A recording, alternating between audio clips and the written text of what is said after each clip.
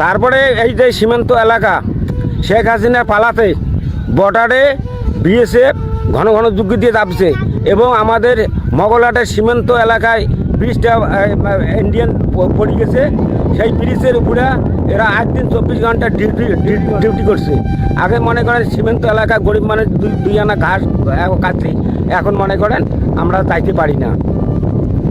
তার মানে বিষয়টা দাঁড়াইলো শেখ হাসিনা পালানোর পর থেকে। হ্যাঁ, শেখ হাসিনা পাড়ার থেকে বর্ডারে খুব চাপ দিয়েছে, ঘন ঘন যুক্তি দিয়েছে এবং এই যে একটা ব্রিজ আছে, ব্রিটিশ সরকার ব্রিজ তৈরি করছে, সেই ব্রিটিশ সরকার ব্রিজের উপরে ওরা ঘর বান্ধিয়া ব্রিজের উপরে 8 দিন 24 ঘন্টা থাকে এবং কি নদী এলাকা সীমান্ত এলাকায় যে আমাদের মাছ মারিতে আমার সীমান্ত না পড়তে তখন চিঠি ধরে এই বন্ধু এখান থেকে ছট যায় নাতে গুলি করে ফেলে জায়গা। এই সীমান্তে মানুষ টানুষ মারছে না কখনো আপনাদের? না, আমার এখানে মারে নাই, আমার এটা মারে নাই, সেটা বলে পাবো না। এই যে এটা কি নদী নাকি? এটা নদী, এটা তো আসল নদী। এই নদীটার নাম কি? ধল্লা নদী। বৃষ্টি আছে না? ধল্লা নদী। ধল্লা নদী না? ধল্লা নদী লালমনিরহাট জেলার উপর দিকে ধল্লা নদী। এটা আছে মনে করেন ওদিকে লাঞ্চিতে নদীকে ওদিকে বিড়িয়া আমাদের বাস্তু হারা আছে। তারপরে আমরা এই শহরে আসিয়া বাসবাস করছি। 17-18 বছর থাকিয়েছেন আমরা মনে করেন। আপনাদের এখান থেকে তো ইন্ডিয়া যাইতে মনে হয় 5 মিনিট লাগে।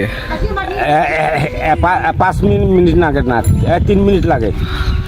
ইন্ডিয়া গেছেন না কখনো? হ্যাঁ, ছোটোবেলায় গেছি, তখন মনে করেন বর্ডারে কোনো ডিউটি ছিল না বিএসএফের, মানে সরাসরি গেছি, আত্মীয় স্বজন বাড়ি ঘুরে আসছি। এখন আত্মীয় স্বজন বাড়ি ঘুরে যাই না, এখন মনে করেন ঘন ঘন যুদ্ধ করছে।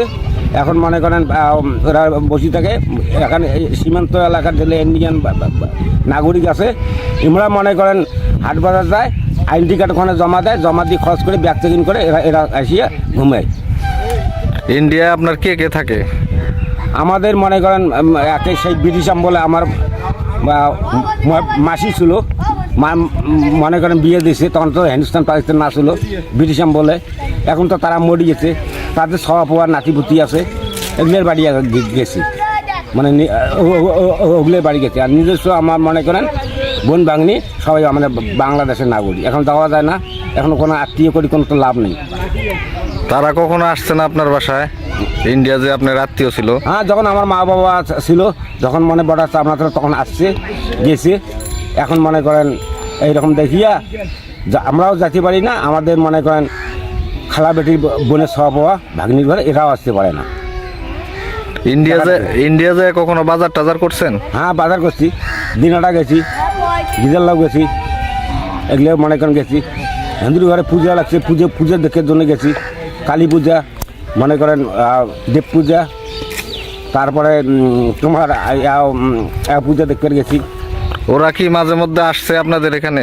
হ্যাঁ, ইন্ডিয়ান যারা নাগরিক আছে? আচ্ছা, এখন মনে করেন এইভাবে করিয়া বিয়ে দিছি, যখন চাপনা ছিল মনে করেন ওখানে বিয়ে দিছি, ওরাও মনে করেন এখানে বিয়ে করে নিয়ে আসি।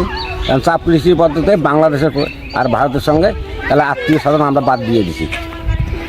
এই যে এখান দিয়ে আগে অনেক লোকের যাতায়াত ছিল না? পাসপোর্ট ছিল এখানে, মগলাটা পাসপোর্ট ছিল, মনে করেন ট্রেন গেছে, মাল ট্রেন দিয়ে আসছে, এই লাইন সিট গিয়া আমাদের বাস্তুবিটা আমরা ভাঙি যাওয়ার পর থেকে এই মাঝের স্তরে আমরা বর্তমান বসবাস করে খাচ্ছি। খবিদিন সরকারের আমল থাকিয়া তখন থেকে আমরা এখানে 17-18 বছর থেকে বসবাস করে খাবার লাগছি। মোগলহাটে কি ট্রেন স্টেশন ছিল না? হ্যাঁ, ট্রেন ছিল, স্টেশনও ছিল, স্টেশনে ছিল। ওইখান থেকে হ্যাঁ, চারটে করে ছিল, ওখানে কাস্টমের ঘরে চারটে ছিল স্টেশনে। ওইখান থেকে মানুষ পাস হইতো, পাসপোর্ট দেখায়, তারপরে হ্যাঁ পাসপোর্ট দেখা গেছে। বাড়ি করবো তার মানে কাম করে জমি 50,000, 60,000, 70,000 টাকা কত বলতেছে। এই জন্য আমরা শহরে বাস করি, কারেন্ট নাই, কোনো নাই, আমরা খুব কষ্ট করে আমি বাস করি। কারেন্ট ছাড়া আপনারা মোবাইল টোবাইল চার্জ করেন কীভাবে? এই যে মনে করেন ধার সোলার আছে, সোলার চার্জ করে, আর না হলে মোবাইল হাটে 5 টাকা করে দিয়া মোবাইল চলাই, চার্জ দিয়ে মোবাইল হাট থেকে কারেন্টের চার্জ দিয়ে আনিয়ে মোবাইল চালাই। এখানে জায়গা জমির দাম কীরকম? এখানে জায়গা জমির দাম চলছে বিঘা মনে করেন 80-90 হাজার টাকা বিঘা চলছে আমার একটা বিঘা বলে। হ্যাঁ, 1 বিঘা সমান কত কত শতাংশ? মনে করেন 28 শতকে একদল মাটি। কি কি শস্য ভালো হয় এখানে? হ্যাঁ, এখানে কি কি ফসল ভালো হয়? এখানে ফসল ভালো হয়, 1 নম্বর ফসল ভালো হয় ভুট্টা। আর পানি হেমতি ধান হয়, বন্যা যখন আসে হেমতি ধান মনে করেন একটু ফলন যদি ভালো হয়, বন্যা আসে ডুবে পরপর থেকে ওষুধ ধরিয়া হেমতি ধান মারা যায়। খালি বছরে একটা ফসল পাওয়া যায়, খালি এই কলা আর মনে করেন এই যে ভুট্টা। কে কে থাকেন ভাবি? আমি একাই থাকি। আপনার স্বামী সন্তান? স্বামী মারা গেছে, সন্তান আছে, এক মেয়ে এক ছেলে। ছেলে বিয়ে করাছি, মেয়ে বিয়ে করাছি। স্বামী মারার পর ছেলে? ছেলে এক ছেলে এক মেয়ে। ছেলে আপনার সাথে থাকে না কেন? থাকে, এটা এখন ওখানে রাখি দিচ্ছি। কুপার? ওই বেশি ও কি ইনকাম করে? না, আমাদের খাই। আমি কষ্ট করি আর কাজ করি, তাকে ওরা দিই, ওরা খাই। পড়াশোনা করে না? না, তাহলে ওই পাশে কি করে? কত বছর ওর? ওই রকম করে যাওয়া লাগছে, মানে একটু বেরিন ছাটের মতন তো, ওই জন্যে ওইখানে রাখি দিছি। মানে এইখানে তো ভালো না, যে মদ ফেন্সি গাঁজা মানে বিভিন্ন ধরনের নেশা করে, ওই জন্য এখানে নাই আর কি। যে অনেক মানুষের পাশে গেলে গেলে নাহলে নষ্ট হয়ে যাবে, খারাপ হয়ে যাবে, ওই জন্যে ওইখানে রাখি দিচ্ছি। আমি কষ্ট করি খেলি, 5টা মানুষ আমার একলাই চালাই। আপনি যেদিন কাজ করতে না পারেন? যেদিন না পারি সেদিন নাই, কোনো রকম করি, মনে করো একবেলা না খালে একবেলা খাওয়া লাগে, আমি করি কষ্ট করে খাই। এত কষ্ট করেন এখানে? হ্যাঁ, আর নিজের জায়গা জমি নাই, মানে নিজের বসত ভিটে নাই।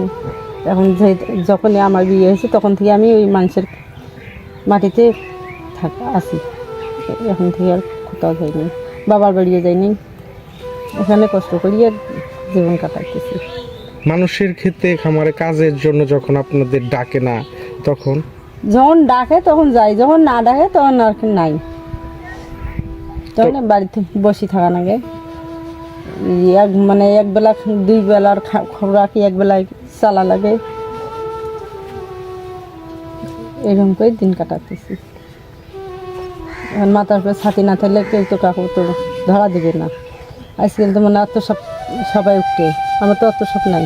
এখন আমি পারলে মানুষের কাছে হাত বাড়াইলে যদি মানুষের দেয় না, যদি দেয় কারণ একদিন মহব্বত করে বলে আজকে একটা চাল নিয়ে যায় খাও, কালকে বা দুদিনকে আমার পাইসি হলে আনি দেবেন, না হলে নেই, কোন দিন পান সেই দিন দেবেন। আর মনে আছে যে বলে আমার ঘরতে আছে, আমাকে দিব, আমরা কদিনে দেয় না দেয়, তাই ওইভাবে আমার কষ্ট করি জীবন কাটাতেছি।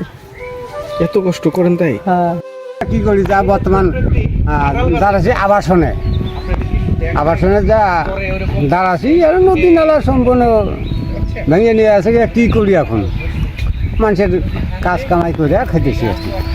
এই যে বাড়িটা দেখতে পাচ্ছি, উনি চলে গেল কেন? ওনার বাড়ি কি ভাঙে গেছে? নদী আছে, কি করে এখন, নদীর উপরে তো থাকা যাচ্ছে না, বন্যার সময় তো ভাঙা যাবে, বাড়িঘর যদি ভেঙে নিয়ে যাচ্ছে তখন কি হবে?